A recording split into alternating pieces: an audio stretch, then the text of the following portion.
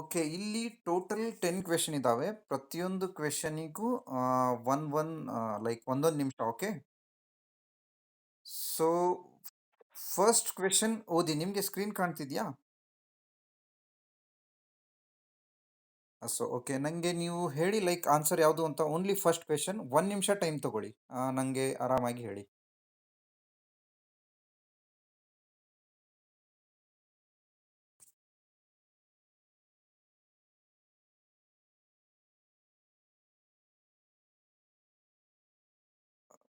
Like first one ಸಿನಾ?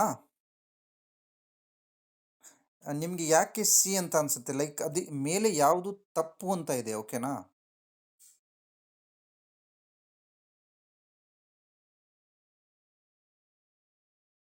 Troposphere ಅಲ್ಲಿ. Okay okay.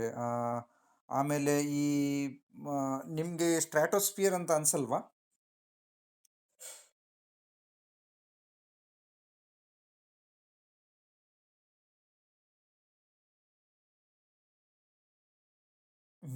Okay. So first first ಏನಿದೆಯಲ್ಲ ಅದು option.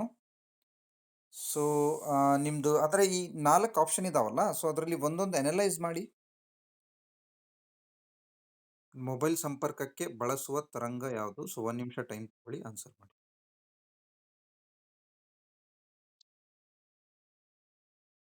100%. So ಇದರಲ್ಲಿ ಆಕ್ಚುಲಿ ನಿಮಗೆ ಇದು ಆಕ್ಚುಲಿ ನಾವು ಗ್ರೂಪಲ್ಲಿ ಹಾಕಿದ್ವಿ ಕ್ವೆಶನ್, ಇದು ನೆನಪಿರ್ಬೇಕು ನಿಮಗೆ. ಇದನ್ನ ಅನಲೈಸ್ ಮಾಡಿದ್ದೀರಾ?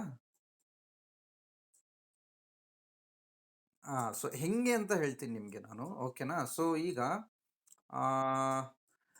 ರೇಡಿಯೋ ಇದರಲ್ಲಿ ಫ್ರೀಕ್ವೆನ್ಸಿ ಜಾಸ್ತಿ ಇರುತ್ತೆ, ನಿಮ್ಗೆ ಗೊತ್ತಾ?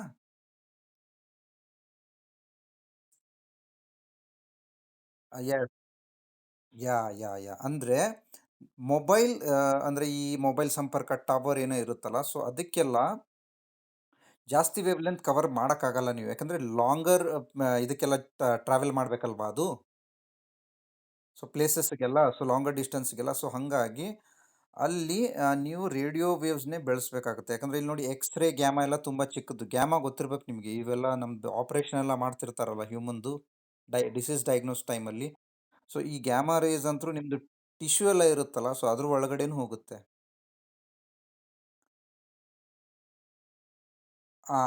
S yes. ಸೊ ಹಾಗಾಗಿ ಗ್ಯಾಮಾ ಅಂತೂ ನೀವು ಮೊಬೈಲ್ ಸಂಪರ್ಕಕ್ಕೆ ಬಳಸಲ್ಲ, ಯಾಕಂದರೆ ಅದರದ್ದು ವೇವ್ ಲೆಂತ್ ಜಾಸ್ತಿ ಇದೆ, ಫ್ರೀಕ್ವೆನ್ಸಿ ತುಂಬ ಕಮ್ಮಿ ಇದೆ. ಓಕೆನಾ? ಅಂದರೆ ನೀವು ಚಿಕ್ಕ ಚಿಕ್ಕದು ಏನಾದರೂ ನೋಡಬೇಕಂದ್ರೆ ಗ್ಯಾಮಾ ರೇಸ್ ಬಳಸಬೇಕು. ಯಾಕಂದರೆ ನೋಡಿ ಅದರದ್ದು ಫ್ರೀಕ್ವೆನ್ಸಿ ಲೈಕ್ ಏನಿದು, ಹಾಂ ಹಾಂ, ವೇವ್ ಲೆಂತ್ ತುಂಬ ಜಾಸ್ತಿ ಇದೆ. ಸೊ ಹಾಗಾಗಿ ಚಿಕ್ಕದನ್ನು ನೀವು ಅಬ್ಸರ್ವ್ ಮಾಡಬೇಕಂದ್ರೆ ಗ್ಯಾಮಾ ರೇಸ್ ಮಾಡಬೇಕು. ಸೊ ಅದಕ್ಕಿಂತ ಸ್ವಲ್ಪ ವೇವ್ ಲೆಂತ್ ಕಮ್ಮಿ ಇರೋದು ಎಕ್ಸ್ರೇ. ನಿಮ್ದು ಬೋನ್ಸ್ ಎಲ್ಲ ಇರ್ತಾವಲ್ಲ, ಬೋನ್ಸಲ್ಲಿ ಎಕ್ಸ್ರೇ ಹೋಗ್ಬೋದು. ಸೊ ನೇರಳಾತೀತ ಅಂದರೆ ಅದಕ್ಕಿಂತ ಮೇಲೆ, ಅಂದರೆ ಈ ಟಿ ವಿ ರಿಮೋಟು ಅದು ಇದು. ಸೊ ರೇಡಿಯೋ ವೇವ್ಸ್ ಇಲ್ಲಿ ರೈಟ್ ಆನ್ಸರ್ ಆಗುತ್ತೆ. ಓಕೆನಾ? ಓಕೆ. ಸೊ ಆ್ಯಕ್ಚುಲಿ ನಿಮಗೆ ಇಲ್ಲಿ ಒಂದು ಇದು ಗೊತ್ತಾಗ್ತಿದೆಯಾ? ಲೈಕ್ ಕ್ವೆಶನ್ಸ್ನ ಹೆಂಗೆ ಅನಲೈಸ್ ಮಾಡೋದು ಅಂತ ಅರ್ಥ ಆಗ್ತಿದೆಯಲ್ಲ? ಅವ್ರು ಯಾರು ಅಂತ. ಉಪರಾಷ್ಟ್ರಪತಿಗಳಿಗೆ ಪ್ರಮಾಣ ವಚನ ಬೋಧಿಸೋರು ಯಾರು? 1 ನಿಮಿಷ ಟೈಮ್ ತಗೊಳ್ಳಿ, ಆನ್ಸರ್ ಮಾಡಿ. ಇದು 100% ಶೋರಾ? ಸೊ ಇದು ಡೈರೆಕ್ಟ್ ಕ್ವೆಶನ್ ಇದೆ, ಓಕೆನಾ? ಸೊ ಬಟ್ ಅದೇ, ರಾಷ್ಟ್ರಪತಿಗೆ ಯಾರು ಬೋಧಿಸ್ತಾರೆ ಪ್ರಮಾಣ ವಚನ? ನಮ್ಮದು ಸುಪ್ರೀಂ ಕೋರ್ಟ್ ಚೀಫ್ ಜಸ್ಟಿಸ್ ಅಲ್ವಾ? ಸೊ ಇಲ್ಲಿ ತುಂಬ ಕನ್ಫ್ಯೂಸ್ ಆಗುತ್ತೆ. ಬಟ್ ಇನ್ನೊಂದು ಹೇಳಿ, ಆ, ರಾಷ್ಟ್ರಪತಿಗಳು ಈಗ ಈ ಉಪರಾಷ್ಟ್ರಪತಿಗಳು ರಿಸಿಗ್ನೇಷನ್ ಯಾರಿಗೆ ಕೊಡ್ತಾರೆ?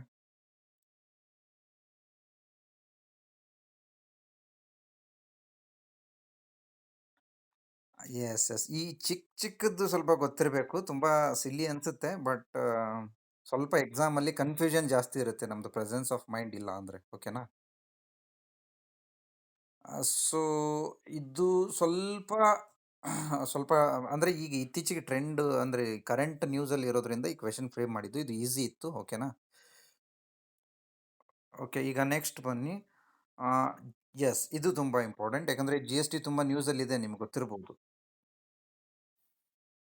ಸೊ 1 ನಿಮಿಷ ಟೈಮ್ ತಗೊಳ್ಳಿ. ಜಿ-ಎಸ್-ಟಿನ ಫಸ್ಟ್ ಯಾವ ಕಂಟ್ರಿ ಮಾಡಿದ್ದಾರೆ ಸ್ವಲ್ಪ ಹೇಳಿ?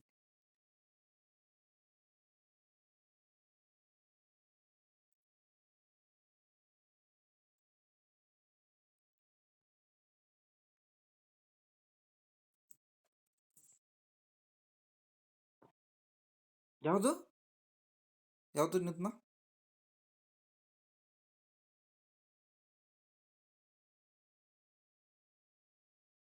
ಯಾವ್ದು ಹೇಳಿ, ಯಾವ್ದು ಹೇಳಿ?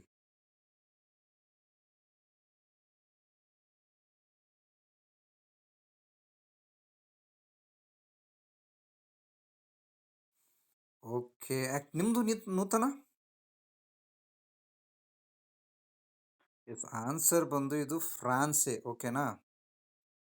ಸೊ ಇದು ತುಂಬಾನೇ ಒಂದು ಬೇಸಿಕ್ ಕ್ವೆಶನು. ಬಟ್ ಈ ನೀವು PSI ಮತ್ತು ಈ FDA ಲೆವೆಲ್ ಎಕ್ಸಾಮ್ ಇರುತ್ತಲ್ಲ, ಸೊ ಅದರಲ್ಲಿ ಕ್ವೆಶನ್ಸ್ ಈ ಥರ ಬರುತ್ತೆ. ಬಟ್ ನನಗೆ ಮೇನ್ ಉದ್ದೇಶ ಈ ಕ್ವೆಶನ್ ಮಾಡಿದ್ದು ಅಂದರೆ ನೀವು GST ಬಗ್ಗೆ ಬೇಸಿಕ್ ತಿಳ್ಕೊಬೇಕು ಅಂತ ಅಷ್ಟೇ. ನಮ್ಮ ಇಂಡಿಯಾದಲ್ಲಿ GST ಯಾಕೆ ಬಂತು, ಹೆಂಗೆ ಬಂತು, ನಿಮ್ಗೆ ಗೊತ್ತೇ ಇದೆ ಅನ್ಸುತ್ತೆ. ನಾನು ಆಲ್ರೆಡಿ ಕ್ಲಾಸ್ ಹೇಳಿದ್ದೀನಲ್ಲ.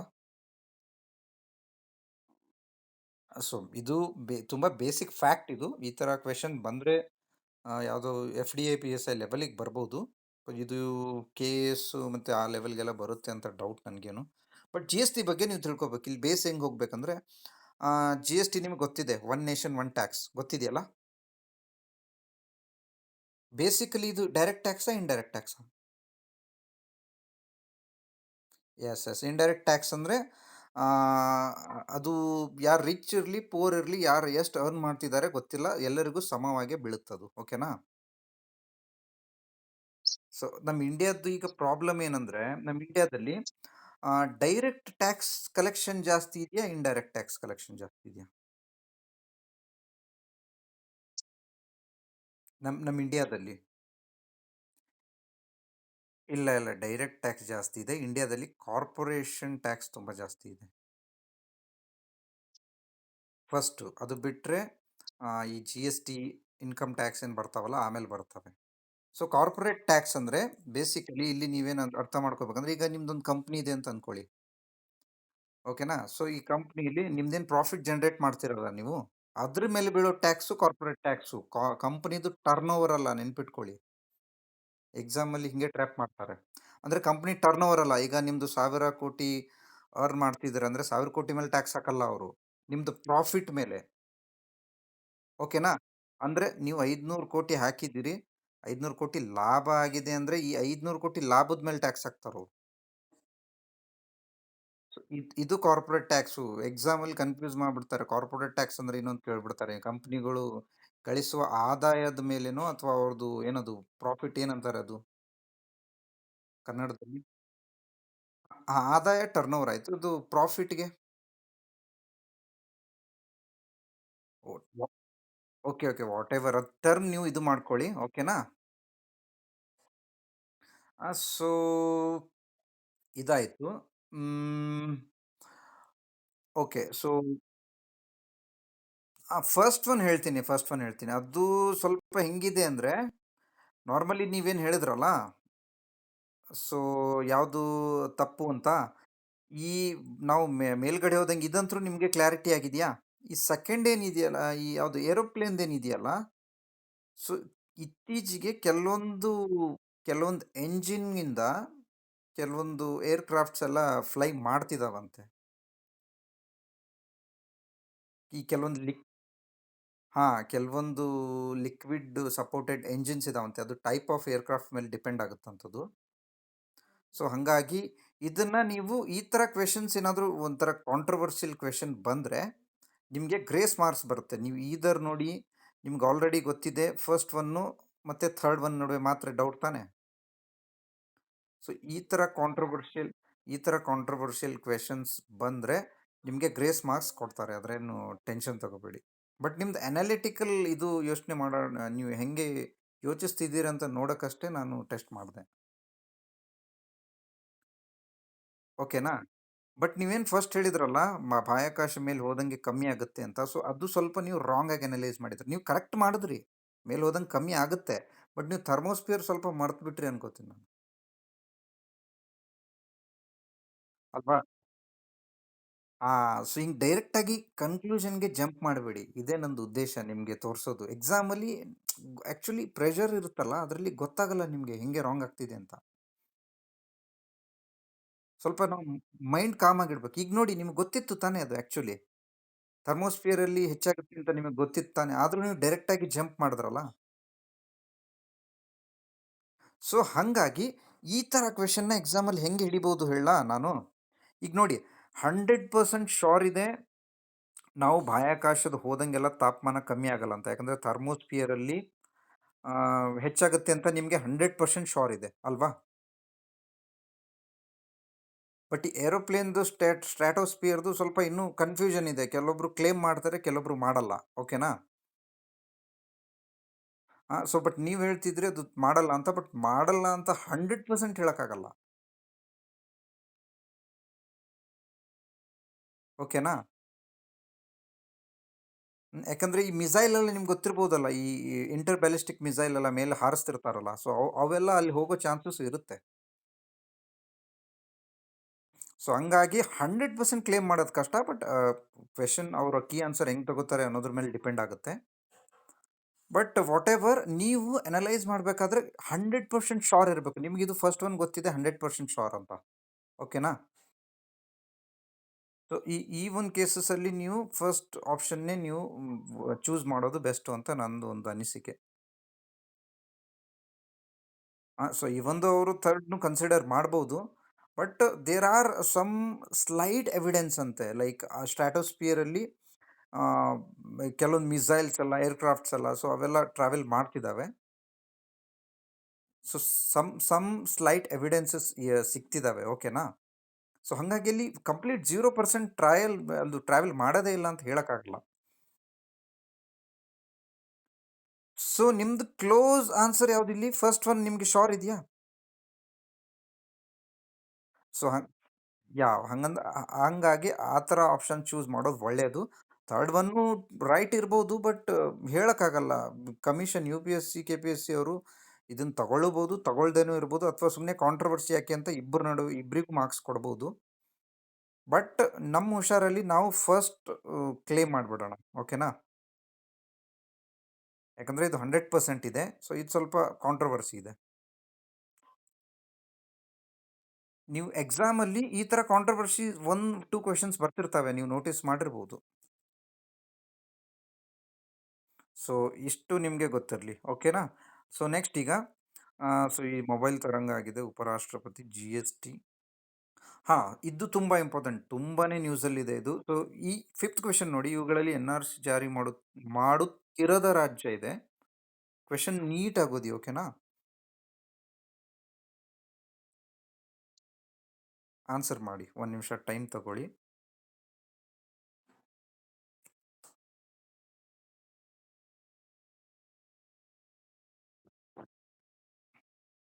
ಅಸ್ಸಾಂ ಮಾಡ್ತಿಲ್ಲ ಅಂತ ಅನ್ಸುತ್ತಾ ನಿಮಗೆ? ಕ್ವೆಷನ್ ಸರಿಯಾಗಿ ಓದಿ. ಇವುಗಳಲ್ಲಿ NRC ಜಾರಿ ಮಾಡುತ್ತಿರದ ರಾಜ್ಯ. ಕ್ವೆಷನ್ ನೀಟಾಗಿ ಓದಿ. ಇಲ್ಲೇ ಟ್ರ್ಯಾಪ್ ಆಗ್ತೀರಾ. ಎಕ್ಸಾಮಲ್ಲಿ ಹಿಂಗೆ ಹಿಡಿಯೋದು ಅವರು. ಓಕೆನಾ? ತಿಳಿತಾ ನೂತನ? ನೋಡಿ ಇಲ್ಲಿ ನೀವು ಕ್ವೆಷನ್ ಸರಿಯಾಗಿ ಓದಲಿಲ್ಲ. ಮಣಿಪುರ್ ಅನಿಸ್ತಿದ್ಯಾ ನಿಮಗೆ? ಆ್ಯಕ್ಚುಲಿ ಇದ್ರದ್ದು ಸ್ವಲ್ಪ ಬ್ಯಾಕ್ಗ್ರೌಂಡ್ ಹೋಗೋಣ ನಾವು, ಹೆಂಗಿದೆ ಅಂತ. ನೋಡಿ ಅಸ್ಸಾಂ ಅಂತೂ ಲಾಸ್ಟ್ ಇಯರ್ ಫುಲ್ಲು ನ್ಯೂಸಲ್ಲಿತ್ತು. 1 ಇಯರ್ 2 ಇಯರ್ ಬ್ಯಾಕ್. ಇದು ಎಲ್ಲರಿಗೂ ಗೊತ್ತಿದೆ. ಓಕೆನಾ? ಸೊ ಇದು ಮಾಡ್ತಿದೆ ಅಂತ ಎಲ್ಲರಿಗೂ ಗೊತ್ತಿದೆ. ರೀಸೆಂಟಾಗಿ ನಾಗಾಲ್ಯಾಂಡ್ದು ನ್ಯೂಸ್ ಇತ್ತು. ಯಾಕಂದರೆ ಅವ್ರದ್ದು ನಾಗಾ ಕಮ್ಯುನಿಟೀಸ್ದು ಸ್ವಲ್ಪ ಇಶ್ಯೂಸ್ ಇತ್ತು. ಸೊ ಯಾಕಂದರೆ ಈ 1971 ಏನು ಯುದ್ಧ ಆಯ್ತಲ್ಲ ಬಾಂಗ್ಲಾದೇಶ್ದು. ಸೊ ಆ ಟೈಮಲ್ಲಿ ತುಂಬ ಜನ ಎಲ್ಲ ಇಮಿಗ್ರೆಂಟ್ಸ್ ಎಲ್ಲ ಇಂಡಿಯಾದಲ್ಲಿ ಬಂದುಬಿಟ್ರಂತೆ. ಸೊ ಈ ನಾರ್ತ್ ಈಸ್ಟ್ ಸ್ಟೇಟ್ಸ್ಗೆ ತುಂಬ ಪ್ರಾಬ್ಲಮ್ ಆಗಿದ್ದು. ಸೊ ಹಂಗಾಗಿ ಅಸ್ಸಾಂ ಅವ್ರು ಮೊದಲು ಮಾಡಿಕೊಂಡ್ರು. ನಾಗಾಲ್ಯಾಂಡ್ದು ಕೆಲವೊಂದು ಇಶ್ಯೂಸ್ ಇದೆ. ಅವರು ಪ್ಲ್ಯಾನಿಂಗಲ್ಲಿದ್ದಾರೆ. ಸೊ ಇನ್ನೊಂದು ಇವೆರಡರಲ್ಲಿ ಈಗ ನೋಡಿ ದಿವ್ಯಾ, ಆ್ಯಕ್ಚುಲಿ ಬಾಂಗ್ಲಾದೇಶ್ ಈ ಕಡೆ ಇದೆ. ಓಕೆನಾ? ಅರುಣಾಚಲ್ ಪ್ರದೇಶು ಅದ್ರ ಬೌಂಡ್ರಿ ಇದು ಆಗೋದು ಈ ಕಡೆ ಚೈನಾ ಕಡೆ. ಓಕೆನಾ? NRC ಮೇನ್ ಮಾಡ್ತಿರೋದೇ ಈ ಬಾಂಗ್ಲಾದೇಶು, ಪಾಕಿಸ್ತಾನ, ಅಫ್ಘಾನಿಸ್ತಾನದಲ್ಲಿ ಏನು ಲೈಕ್ ಅಲ್ಲಿ ಆ ಕಂಟ್ರೀಸ್‌ದಲ್ಲಿ ಏನು ಮೈನಾರಿಟೀಸ್ ಇದಾವಲ್ಲ. Yes, actually answer Arunachal Pradesh. ಓಕೆನಾ? ಇಲ್ಲಿ ನೋಡಿ ನಾನು ಹೆಂಗ್ ಟ್ರ್ಯಾಪ್ ಮಾಡಿದೆ ನೋಡಿ. ಫಸ್ಟ್ ಫಸ್ಟ್ ಟ್ರ್ಯಾಪ್ ಬಂದು ಇಲ್ಲಿ ಯಾವ ರಾಜ್ಯ ಮಾಡ್ತಿಲ್ಲ ಅಂತ ಕ್ವೆಶನ್ ಕೇಳಿದೆ. ಅಸ್ಸಾಮಲ್ಲಿ ಇದೆ, ಎಲ್ಲರಿಗೂ ಗೊತ್ತಿದೆ. ನಾಗಾಲ್ಯಾಂಡು ಕೆಲವು ನ್ಯೂಸಲ್ಲಿ ಇತ್ತು ಒಂದು ವರ್ಷದ ಹಿಂದೆ, ಅದು ಗೊತ್ತಿರುತ್ತೆ. ಇವೆರಡರ ನಡುವೆ ಕನ್ಫ್ಯೂಸ್ ಇರುತ್ತೆ. ಇಲ್ಲಿ ಹೆಂಗ್ ಚೂಸ್ ಮಾಡ್ಬೇಕಂದ್ರೆ ಎನ್ ಆರ್ ಸಿ ಆಕ್ಚುಲಿ ಮಾಡ್ತಿರೋದೆ ಪಾಕಿಸ್ತಾನು, ಅಫ್ಘಾನಿಸ್ತಾನು ಮತ್ತೆ ಬಾಂಗ್ಲಾದೇಶ್ಗೋಸ್ಕರ. ಈ ಕಂಟ್ರೀಸ್ ಅಲ್ಲಿ ಏನು ಮೈನಾರಿಟಿ ಇದಾವಲ್ಲ, ಅವ್ರಿಗೋಸ್ಕರ ಮಾಡ್ತಿರೋದು ಇದು. ಸೊ ಹಂಗಾಗಿ ಅರುಣಾಚಲ್ ಪ್ರದೇಶ ಈ ಮೂರು ಕಂಟ್ರಿಗೆ ಬೌಂಡ್ರಿನೇ ಬರಲ್ಲ. ಗೊತ್ತಾಗ್ತಿದ್ಯಾ? ಸೊ ಹಿಂಗೆ ಹಿಂಗೆ ನೀವು ತಲೆ ಓಡಿಸ್ಬೇಕು ಅಂತ ಹೇಳ್ದೆ ನಾನು. ನಿನ್ಗೆ ಆನ್ಸರ್ ಗೊತ್ತಾಗ್ತಿಲ್ಲ ಅಂದ್ರೆ. ಓಕೆ, ಈ ಈ ತರ ಅಂದ್ರೆ ಕ್ವೆಶನ್ ಫಸ್ಟ್ ನೀವು ನೀಟಾಗಿ ಅನಲೈಸ್ ಮಾಡಬೇಕು. ಫಸ್ಟ್ ಬಂದು ಮಾಡುತ್ತಿರದ ಅಂತಿದೆ. ಓಕೆನಾ? ಸೊ ಈಗ ನಿಮ್ಗೆ ಅಸ್ಸಾಂ ಮಾಡ್ತಿದೆ ಅಂತ 100% ಗೊತ್ತು. ನಾಗಾಲ್ಯಾಂಡು ನ್ಯೂಸಲ್ಲಿ ಇತ್ತು, ತುಂಬಾನೇ ನ್ಯೂಸಲ್ಲಿ ಇತ್ತು. ಸೊ ನೀವು ನ್ಯೂಸ್ ಪೇಪರ್ ಓದ್ತಿದ್ದೀರಾ ಅಂದ್ರೆ ಆಬ್ವಿಯಸ್ಲಿ ಗೊತ್ತಾಗುತ್ತೆ.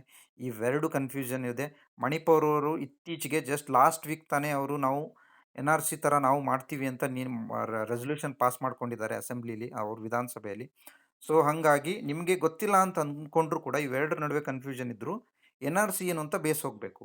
So N R C basically ಬಂದೇನು, ಸೊ ಅಂದರೆ ಈ ಪಾಕಿಸ್ತಾನ್, ಅಫ್ಘಾನಿಸ್ತಾನ್ ಮತ್ತು ಬಾಂಗ್ಲಾದೇಶ್ ಕಂಟ್ರೀಸಲ್ಲಿ, ಆ ಕಂಟ್ರೀಸಲ್ಲಿ ಮೈನಾರಿಟೀಸ್, ಓಕೆ, ಮೆಜಾರಿಟೀಸ್ ಅಲ್ಲ, ಮೈನಾರಿಟೀಸ್.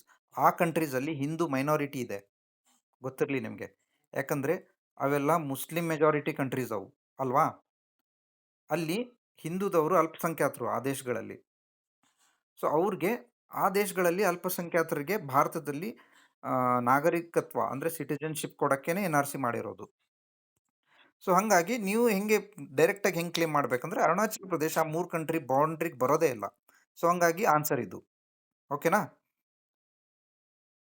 ಎಸ್, ಈ ಥರ ಟ್ರ್ಯಾಪ್ ಮಾಡ್ತಾರೆ. ನೀವು ಸ್ವಲ್ಪ ಸ್ವಲ್ಪ ಹುಷಾರಾಗಿ, ನನಗೆ ಆ್ಯಕ್ಚುಲಿ ನಿಮ್ಗೆ ಇದೇ ಹೇಳ್ಕೊಡೋದಿತ್ತು. ಓಕೆ, ನೆಕ್ಸ್ಟ್ ಬನ್ನಿ. ಮೊದಲು ಯಾವ ರಾಜ್ಯಕ್ಕೆ ನೈಋತ್ಯ ಮಾನ್ಸೂನ್ ತಲುಪುತ್ತದೆ? ಓಕೆ, ಸೊ 1 ನಿಮಿಷ ಟೈಮ್ ಇದೆ, ಆನ್ಸರ್ ಮಾಡಿ.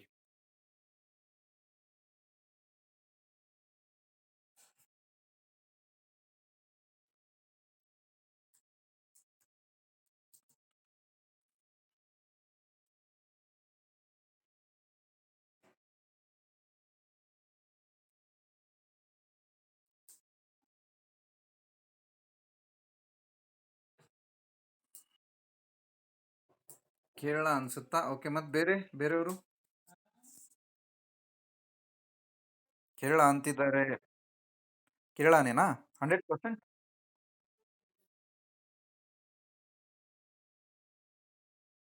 ಓಕೆ, ಅಂದರೆ ನೀವು ಹೆಂಗೆ ಹೆಂಗೆ ಇದು ಮಾಡಿದ್ರಿ ಇದನ್ನ, ಲೈಕ್ ಯಾವ ಥರ ಗೆಸ್ ಮಾಡಿದ್ರಿ?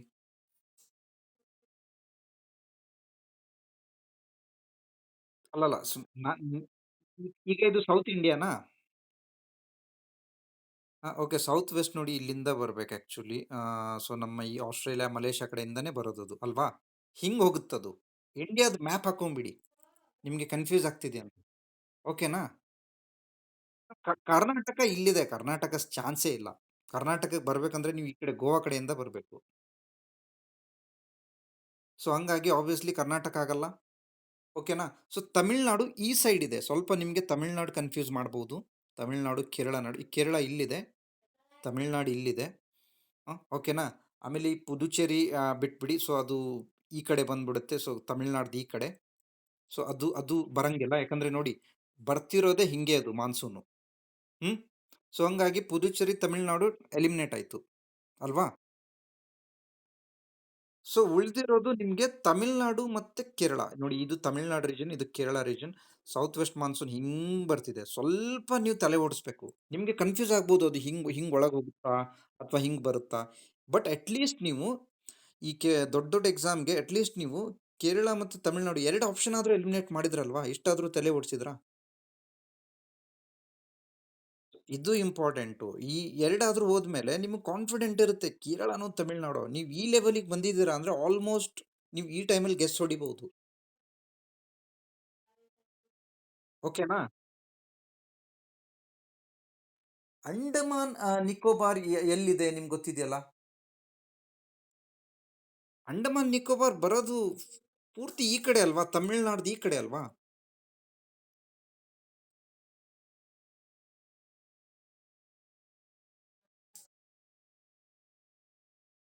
ಅಲ್ಲ, ಇನ್ ಕೇಸ್ ಆ ತರ ಇದ್ದಿದ್ರೆ ಅದನ್ನ ನೀವು ನೋಡ್ಕೊಳ್ಳಿ. ಬಟ್ ಈಗ ನೋಡಿ, ಅಂಡಮಾನ್ ನಿಕೋಬಾರ್ ಬರೋದು ಈ ಕಡೆ ಅಲ್ವಾ?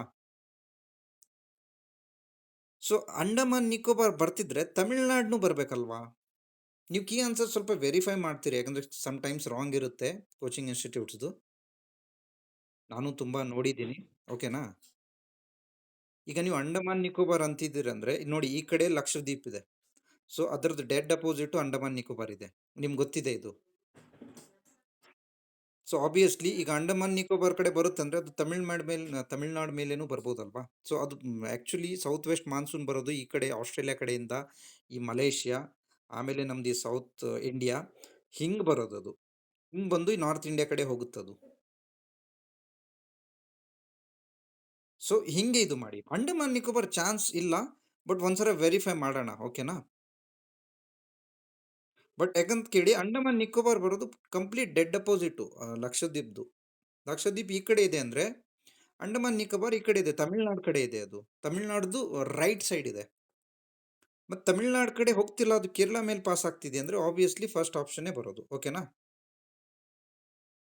ಸೊ ಇದರಿಂದ ಈ ಕ್ವೆಶನ್ಸ್ ಇಂದ ನಿಮ್ಗೆ ಲರ್ನಿಂಗ್ ಆಗ್ತಿದೆ ತಾನೇ, ಹೆಂಗ್ ಕ್ವೆಶನ್ ಫ್ರೇಮ್ ಆಗುತ್ತೆ, ಹೆಂಗ್ ತಲೆ ಓಡಿಸ್ಬೇಕು ಅಂತ. So, ಇದು ಇದು ಬರಬೇಕು ಎಕ್ಸಾಮ್ ಅಲ್ಲಿ. ಮೆರಿಟ್ ಲಿಸ್ಟ್ ಇಂಥ ಕೆಲವೊಂದು ಕ್ವೆಶನ್ಸ್ ಡಿಸೈಡ್ ಮಾಡೋದು.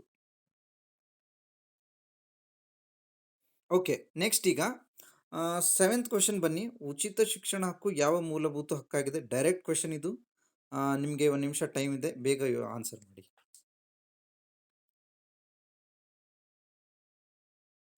ಶಿಕ್ಷಣದ ಹಕ್ಕು ಅಂತ ನೂತನ ಹೇಳ್ತಿದ್ದಾರೆ, ಮತ್ತೆ ಬೇರೆಯವರು?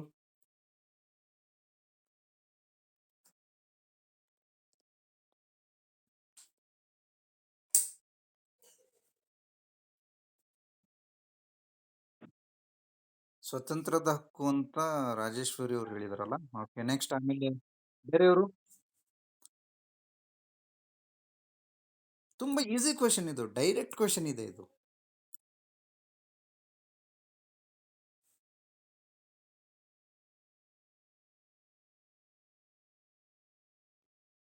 ಡೈರೆಕ್ಟ್ ಕ್ವೆಶನ್, RTE, ಉಚಿತ ಶಿಕ್ಷಣಕ್ಕೂ ಡೈರೆಕ್ಟ್ ಕ್ವೆಶನ್ ಇದು. ಇದರಲ್ಲಿ ತಲೆ ಓಡಿಸ್ಲೇಬಾರ್ದು ನೀವು ಜಾಸ್ತಿ ಓದಿದ್ದೀರಾ ಅಂದರೆ. ಬಟ್ ನಾನು ಸ್ವಲ್ಪ ಕನ್ಫ್ಯೂಸ್ ಮಾಡೋಕ್ಕೆ ಟ್ರೈ ಮಾಡಿದ್ದೀನಿ ನಿಮಗೆ, ಅಂದರೆ ನಿಮ್ಮ ಮೈಂಡ್ಗೆ ಕೆಲಸ ಕೊಡೋಣ ಅಂತ.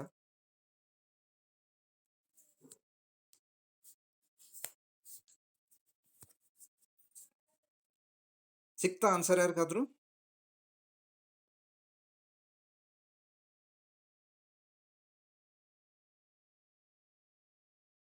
ಎಸ್ ಎಸ್ ಎಸ್ ಎಸ್, ನೀವು ಕರೆಕ್ಟ್ ಬಂದ್ರಿ ನೋಡಿ ಈಗ. ಸೊ 21A ಯಾವುದು?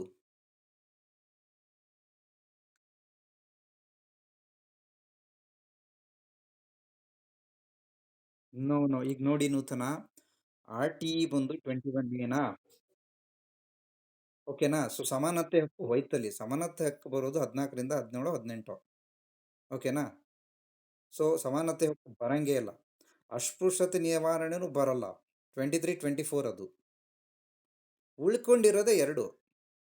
ಶಿಕ್ಷಣದ ಹಕ್ಕು ಅಂತ ನಮ್ಮ ಸಂವಿಧಾನದಲ್ಲಿ ಮೂಲಭೂತ ಅಂದರೆ ಅದು ಪರ್ಟಿಕ್ಯುಲರ್ ಭಾಗ ಇಲ್ಲ. ಸೊ ಆಬ್ವಿಯಸ್ಲಿ ಸ್ವಾತಂತ್ರ್ಯದ ಹಕ್ಕು. ಶಿಕ್ಷಣದ ಹಕ್ಕು ಸ್ವಾತಂತ್ರ್ಯದ ಹಕ್ಕಿನ ಕೆಳಗೆ ಬರುತ್ತೆ. ಗೊತ್ತಾಯ್ತು? ಹಾ. ಸೊ ಈ ತರ ಕ್ವೆಶನ್ ಟ್ರ್ಯಾಪ್ ಮಾಡ್ತಾರೆ. ಗೊತ್ತಾಗ್ತಿದೆ? ಎಲ್ಲರೂ ನೋಡಿ ಶಿಕ್ಷಣದ ಹಕ್ಕು ಅಂತ ಡೈರೆಕ್ಟ್ ಆಗಿ ಜಂಪ್ ಹೊಡೆದ್ ಬಿಡ್ತೀರಿ. ಬಟ್ ಶಿಕ್ಷಣದ ಹಕ್ಕು ಬರೋದೇ ಸ್ವಾತಂತ್ರ್ಯದ ಹಕ್ಕು ಕೆಳಗೆ. ಗೊತ್ತಾಯ್ತಲ್ಲ? ಎಸ್, ಈ ಥರ ನೀವು ಲರ್ನಿಂಗ್ ಮಾಡಬೇಕು ಅಂತ ನಂದು ಇಂಟೆನ್ಷನ್ ಅಷ್ಟೇ. ಎಕ್ಸಾಮಲ್ಲಿ ಕ್ವೆಶನ್ ಪೇಪರು ತುಂಬ ಈಸಿ ಕಾಣುತ್ತೆ ಆ್ಯಕ್ಚುಲಿ. ಬಟ್ ಸ್ವಲ್ಪ ನಾವು ಡೈರೆಕ್ಟ್ ಜಂಪ್ ಹೊಡಿಬಾರ್ದು. ಅವ್ರಿಗೆ ಗೊತ್ತಿರುತ್ತೆ ನಾವು ಎಲ್ಲಿ ಮಿಸ್ಟೇಕ್ ಮಾಡ್ತೀವಿ ಅಂತ. ಸ್ವಲ್ಪ ನಾವು ಹುಷಾರಾಗಿ ಅನಲೈಸ್ ಮಾಡಿಕೊಂಡು ಒನ್ ಬೈ ಒನ್ನು. ಈಗ ನೋಡಿ, ದಿವ್ಯಾ ಅವ್ರು ಹೇಳಿದ್ರು RTE 21A ಅಂತ. ಸೊ ಡೈರೆಕ್ಟಾಗಿ ಅವ್ರಿಗೊಂದು ಕ್ಲೀವ್ ಸಿಕ್ತು ಅಲ್ವಾ ದಿವ್ಯಾ ನಿಮಗೆ? ಹಿಂಗೆ ಯೋಚನೆ ಮಾಡಬೇಕು ಅಂತೀನಿ ನಾನು. ಆ್ಯಕ್ಚುಲಿ ಈ ಥಿಂಕಿಂಗ್, ಈ ಥಾಟ್ ಪ್ರಾಸೆಸ್ ಡೆವಲಪ್ ಆಗಬೇಕು ನಿಮಗೆ ಒಂದು ಗ್ರ್ಯಾಜುಯೇಟ್ ಲೆವೆಲ್ ಎಕ್ಸಾಮ್ ಕ್ಲಿಯರ್ ಮಾಡಬೇಕಂದ್ರೆ. ಇಲ್ಲಾಂದರೆ ಕಷ್ಟ ಆಗಿಬಿಡುತ್ತೆ ಡೈರೆಕ್ಟ್ ಜಂಪ್ ಹೊಡೆದ್ರೆ. ಇಲ್ಲಿ ನೋಡಿ. ಸೊ ಆ 21 ಅಂದರೆ ಆಬ್ವಿಯಸ್ಲಿ ನಿಮ್ಗೆ ಸಮಾನತೆ ಹಕ್ಕು ಅಲ್ಲ ಅಂತ ಗೊತ್ತಾಯಿತು, ಯಾಕಂದರೆ ಅದು 14 to 18 ಅದು ಬರಂಗೇ ಇಲ್ಲ. ಅಸ್ಪೃಶ್ಯತೆ ನಿವಾರಣೆನೂ 23 24 ಇವೆರಡೂ ಬರಲ್ಲ. 100% ನಿಮಗೆ ಕ್ಲಾರಿಟಿ ಆಯ್ತು ಈಗ. ಸೊ ಯು ಹ್ಯಾವ್ ಡೈರೆಕ್ಟ್ಲಿ ನೀವು ಎರಡು ಎಲಿಮಿನೇಟೇ ಮಾಡಿಬಿಟ್ರಿ ಈಗ ನೀವು. ಎರಡೇ ಉಳಿತು ನಿಮಗೆ. ಸೊ ಶಿಕ್ಷಣದ ಹಕ್ಕು ಅಂತ ಒಂದು ಪರ್ಟಿಕ್ಯುಲರ್ ಹಕ್ಕಿಲ್ಲ, ಅದು ಬರೋದೇ ಸ್ವತಂತ್ರ ಹಕ್ಕದ ಕೆಳಗೆ. ಇವೆರಡರಲ್ಲಿ ಕನ್ಫ್ಯೂಸ್ ಆಗ್ತಿರುತ್ತೆ, ನೀವು ಡೈರೆಕ್ಟ್ ಆನ್ಸರ್ ರೀಚ್ ಆಗ್ಬೋದು. ಗೊತ್ತಾಯ್ತಲ್ಲ?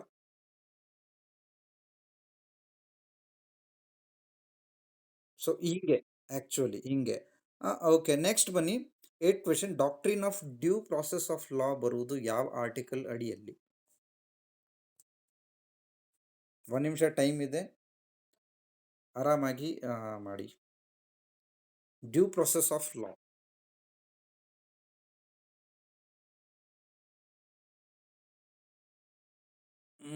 ಮತ್ತೆ ಬೇರೆಯವರು?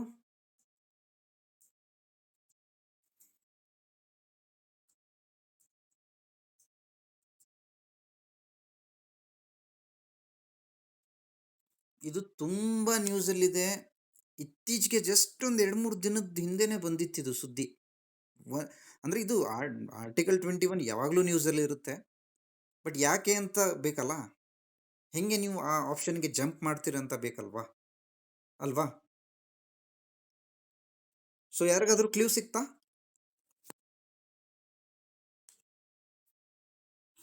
ಓಕೆ, ನಾನು ಹೇಳ್ತೀನಿ ಈಗ ನೋಡಿ. Doctrine of due process of law ಇದು ನ್ಯೂಸಲ್ಲಿ, ಡೈಲಿ ನ್ಯೂಸಲ್ಲಿ ಬರ್ತಿದೆ ಇದು, ಬಟ್ ನಿಮ್ಗೆ ಅನಲೈಸ್ ಮಾಡೋಕ್ಕಾಗ್ತಿಲ್ಲ. ನೀವು ಕೇಳ್ತಿರ್ಬೋದು, ಸುಪ್ರೀಂ ಕೋರ್ಟ್ ಅವ್ರು ಡೈಲಿ ಸ್ಲ್ಯಾಮ್ ಮಾಡ್ತಿದ್ದಾರೆ. ಸಿಕ್ಕಂಗೆ ಪೊಲೀಸವರು ಅರೆಸ್ಟ್ ಮಾಡ್ತಿದ್ದಾರೆ, ಪ್ರೊಸೀಜರ್ ಫಾಲೋ ಮಾಡ್ತಿಲ್ಲ. ಅಂದರೆ ಅವ್ರಿಗೆ ಒಂದು ಲಾ ಇಲ್ಲ, ಲೀಗಲ್ ಆಗಿ ಹೆಂಗೆ ಒಬ್ಬರನ್ನ ಕಸ್ಟಡಿಗೆ ತಗೋಬೇಕು, ಹೆಂಗೆ ಇದು ಮಾಡಬೇಕು, ಪ್ರೊಸೆಸ್ ಮಾಡಬೇಕು ಅಂತ. ಅವರು ಮೇನ್ಲಿ ಡಿಪೆಂಡ್ ಆಗಿರೋದೇ CRPC ಮೇಲೆ, ಕ್ರಿಮಿನಲ್ ಪ್ರೊಸೀಜರ್ ಕೋಡ್. ಅವ್ರಿಗೆ ಯಾವುದು ಪ್ರಾಪರ್ ಆಗಿ ಲಾ ಇಲ್ಲ, ಬೇಲ್ ಲಾ ಇಲ್ಲ, ಯಾವುದೂ ಇಲ್ಲ. ಇದಂತೂ 1 ತಿಂಗಳು 2 ತಿಂಗಳಿಂದ ಡೈಲಿ ನ್ಯೂಸಲ್ಲಿದೆ. ಅಂದರೆ ಪ್ರಾಪರ್ ಆಗಿ ಪ್ರಾಸೆಸ್, ಅಂದರೆ due process of law follow ಆಗ್ತಿಲ್ಲ ಅಂತ ಸುಪ್ರೀಂ ಕೋರ್ಟ್ ಅವರು ಡೈಲಿ ಹೇಳ್ತಿದ್ದಾರೆ. ಸೊ ಅದು ಆರ್ಟಿಕಲ್ 21 ಅಂಡರೇ ಬರೋದು, ರೈಟ್ ಟು ಲಿಬರ್ಟಿ, ಪ್ರೈವಸಿ. ಅಂದರೆ ನೀವು ಜನರದು ಪ್ರೈವಸಿ ಲಿಬರ್ಟಿನ ಕಿತ್ಕೊಳ್ತಿದ್ದೀರಾ, ಒಂಥರ ಬೇಕಾದಂಗೆ ಅರೆಸ್ಟ್ ಮಾಡಿ ಅಂತಾನೆ ಇದು ನಡೀತಿರೋದು. ಬಟ್ ನೀವು ಎಕ್ಸಾಮ್ ಪಾಯಿಂಟ್ ಆಫ್ ವ್ಯೂ ಅದನ್ನು ಅನಲೈಸ್ ಮಾಡಿಲ್ಲ ಅನ್ಕೋತೀನಿ ನಾನು. ನ್ಯೂಸ್ ಪೇಪರಲ್ಲಿ ನೀವು ಸುಮ್ಮನೆ ಓದಿರ್ತೀರಿ, ಸುಪ್ರೀಂ ಕೋರ್ಟ್ ಅವ್ರು ಏನೋ ಹೇಳಿರ್ತಾರೆ ಸ್ಟೇಟ್ಮೆಂಟು, ನೀವು ಇಗ್ನೋರ್ ಮಾಡಿಬಿಡ್ತೀರಿ. ಬಟ್ ಆ್ಯಕ್ಚುಲಿ ಹಂಗೆ ಓದೋದಲ್ಲ. ಅಲ್ಲಿ ಸುಪ್ರೀಂ ಕೋರ್ಟ್ ಅವರು ಓಪನ್ ಆಗಿ ಹೇಳ್ತಿದ್ದಾರೆ, ನೀವು ಒಂಥರ ಬ್ರಿಟಿಷ್ ಟೈಮಲ್ಲಿ ಏನು ಲಾಸ್ ಇತ್ತಲ್ಲ, ಹಂಗೆ ಅರೆಸ್ಟ್ ಮಾಡ್ತಿದ್ದೀರಾ ಸಿಕ್ಕವ್ರನ್ನ ಅಂತ. ಸೊ ಅಂದರೆ ಅಲ್ಲಿ due process of law follow ಆಗ್ತಿಲ್ಲ ಅಂತ ಸುಪ್ರೀಂ ಕೋರ್ಟ್ ಅವ್ರದ್ದು ಕಳವಳ. ಸೊ ಅದು ಬರೋದು ರೈಟ್ ಟು ಲಿಬರ್ಟಿ ಆರ್ಟಿಕಲ್ 21. ಇಲ್ಲಿ ಡೈರೆಕ್ಟಾಗಿ ಕನ್ಫ್ಯೂಷನ್ ಬರೋದು ಇವೆರಡರ ನಡುವೆ. ಮತ್ತು ಇದು ಸ್ವಲ್ಪ 20 ಸ್ವಲ್ಪ ಕನ್ಫ್ಯೂಸ್ ಮಾಡುತ್ತೆ. ಸ್ವಲ್ಪ ನೀವು ಡೀಪಾಗಿ ಅನಲೈಸ್ ಮಾಡಿದ್ರೆ ನೋಡಿ, 16 ಸಂಬಂಧನೇ ಇಲ್ಲ, ಡೈರೆಕ್ಟಾಗಿ ಹೋಯ್ತು. ಆಮೇಲೆ ನಿಮಗೆ ರೈಟ್ ಟು ಇಕ್ವಾಲಿಟಿ ಅಂದರೆ ಇಲ್ಲೇನೋ ಇರ್ಬೋದು ಅಂತ ಇದು ಸ್ವಲ್ಪ ಡೌಟ್ ಬರುತ್ತೆ. 20 ಸ್ವಲ್ಪ ಬರುತ್ತೆ, ಯಾಕಂದರೆ ಅರೆಸ್ಟ್ ಮಾಡಬೇಕಾದ್ರೆ ಕೆಲವೊಂದು ಪ್ರೊಸೀಜರೆಲ್ಲ ಫಾಲೋ ಮಾಡಬೇಕು ಅಂತ. ಚಿಕ್ಕದಂದರೆ ನೀವು ಹೇಳಬೇಕು, 24 ಅವರ್ಸಲ್ಲಿ ಮ್ಯಾಜಿಸ್ಟ್ರೇಟ್ ಮುಂದೆ ಕರ್ಕೊಂಡು ಹೋಗಬೇಕು, ಅವೆಲ್ಲ 20 ಇದೆ. ಸೊ ಇದು ಸ್ವಲ್ಪ ಕನ್ಫ್ಯೂಸ್ ಬರ್ಬೋದು. 21 ಅನಿಸ್ಬಿಡುತ್ತೆ 21ಗೂ ಇದಕ್ಕೆ ಸಂಬಂಧನೇ ಇಲ್ಲ ಅಂತ. ಬಟ್ 21 ಆರ್ಟಿಕಲ್ ಹೇಳ ನಾನು ನಿಮಗೆ, 21 ಆರ್ಟಿಕಲ್ ಅಷ್ಟು ದೊಡ್ಡ ಆರ್ಟಿಕಲ್ ನಮ್ಮ ಇಂಡಿಯನ್ ಕಾನ್ಸ್ಟಿಟ್ಯೂಷನಲ್ಲಿ ಯಾವುದೂ ಇಲ್ಲ. ಸಿಕ್ಕಂಗೆ ಅದರದ್ದು ಡೆಫಿನೇಷನ್ ಇದೆ. ಅಂದರೆ ಆರ್ಟಿಕಲ್ 21 ಅಂದರೆ ನೀವು ಆರಾಮಾಗಿರೋದು ಒಂದೇ ಅಲ್ಲ. ಆರ್ಟಿಕಲ್ 21ನಲ್ಲಿ ನೀವು RTI ತೊಗೋಬೋದು, ಅಂದರೆ ಇದು ನಿಮ್ಮ ಫೋನ್ ಯಾವುದಿದು, ನಿಮ್ಮ ಹೆಲ್ತ್ ಸರ್ವಿಸು, ನೀವು ಫಾರಿನ್ಗೆ ಹೋಗೋದು, ನೀವು ಊಟ ಮಾಡೋದು, ನಿದ್ದೆ ಮಾಡೋದು, ಆರ್ಟಿಕಲ್ 21 ಅಡಿನೇ ಬರೋದದು. ಆರ್ಟಿಕಲ್ 21 ತುಂಬ ದೊಡ್ಡದಿದೆ. ನೀವು ಸುಮ್ಮನೆ ಅದು ರೈಟ್ ಟು ಲಿಬರ್ಟಿ ಅಂತ ಒಂದೇ ತಗೋಬೇಡಿ, ಓಕೆನಾ? ಸೊ ಇಲ್ಲಿ ಸಿಕ್ಕಂಗೆ ಅರೆಸ್ಟ್ ಮಾಡ್ತಿದ್ದಾರೆ ಅಂದರೆ, ಸೊ ಅದು ಕಂಪ್ಲೀಟ್ ವೈಲೇಟಿವ್ ಆಫ್ ಆರ್ಟಿಕಲ್ 21. ಅರ್ಥ ಆಯ್ತಾ? ಕ್ವೆಶನ್ ನೀವು ಡೀಪಾಗಿ ಅನಲೈಸ್ ಮಾಡಿ, ನಿಮಗೆ ಕಾಣಿಸುತ್ತೆ ಈಸಿ ಇದೆ ಅಂತ, ಬಟ್ ಅದ್ರ ಹಿಂದೆ ಸ್ವಲ್ಪ ಸ್ಟೋರಿ ಇರುತ್ತೆ. ಈ ಅನಾಲಿಸಿಸ್ ನಾನು ಬರಬೇಕು ಅಂತೀನಿ ನಿಮಗೆ. ಡೈರೆಕ್ಟಾಗಿ ಕನ್ಕ್ಲೂಷನಿಗೆ ಹೋಗಬೇಡಿ, ಆರ್ಟಿಕಲ್ 14 ಇರಬೇಕು 20 ಇರಬೇಕು ಅಂತ ಡೈರೆಕ್ಟಾಗಿ ಹೋಗಬೇಡಿ. ಯಾಕೆ 14 ಇರಬೇಕು, ಯಾಕೆ 20 ಇರಬೇಕು ಅಂತ ಯೋಚನೆ ಮಾಡಿ, ಓಕೆನಾ? ಓಕೆ, ಸೊ ಇದ್ರದ್ದು ಎಲ್ಲರಿಗೂ ಕ್ಲಾರಿಟಿ ಸಿಕ್ತು ಅನ್ಕೋತೀನಿ. ನೆಕ್ಸ್ಟ್ ಬನ್ನಿ, ಪುಟ್ಟಸ್ವಾಮಿ ಜಡ್ಜ್ಮೆಂಟ್ ಯಾವುದಕ್ಕೆ ಸಂಬಂಧಿಸಿದೆ? 1 ನಿಮಿಷ ಟೈಮ್ ಇದೆ, ಎಲ್ಲರೂ ನೋಡಿ ಆನ್ಸರ್ ಮಾಡಿ.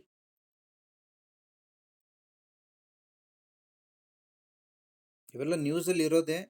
ಸೊ ನಾನು ಯಾವುದ್ಯಾವುದೋ ಸುಮ್ಮನೆ ಯಾವುದೋ ಬುಕ್ಕಿಂದ ತಗೊಂಬಂದೇನು ಕೇಳ್ತಿಲ್ಲ. ಈ ಈ ಜ ಇದೇನು ಕ್ವೆಶನ್ಸ್ ನಾನು ಫ್ರೇಮ್ ಮಾಡಿದ್ದೀನಲ್ಲ, ಇವು ಡೈಲಿ ನ್ಯೂಸಲ್ಲಿ ಬರ್ತಿದ್ದಾವೆ.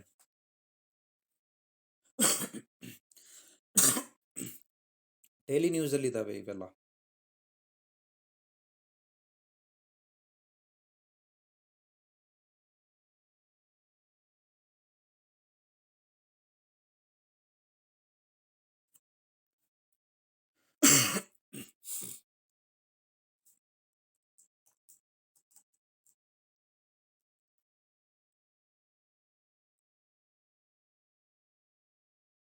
ಬಂಧನದ ವಿರುದ್ಧ ಮತ್ತೆ ಬೇರೆ.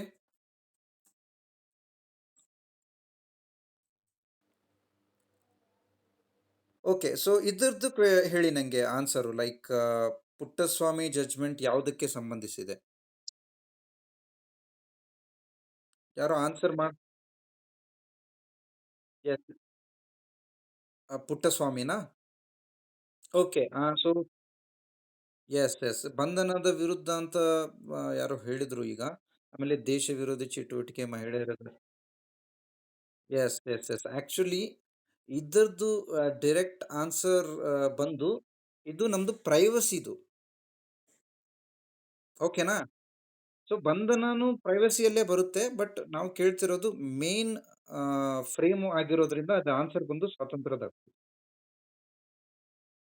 ಅಫ್ಕೋರ್ಸ್ ಅದು ಬಂಧನ ವಿರುದ್ಧನೂ ಇದೆ, ಬಟ್ ಬಂಧನದ ವಿರುದ್ಧ ನಿಮಗೆ ಮೇನ್ಲಿ ಪ್ರೊಟೆಕ್ಷನ್ ಸಿಗೋದು ಆರ್ಟಿಕಲ್ 20ಯಲ್ಲಿ ನೀವು ನೋಡಿರ್ಬೋದು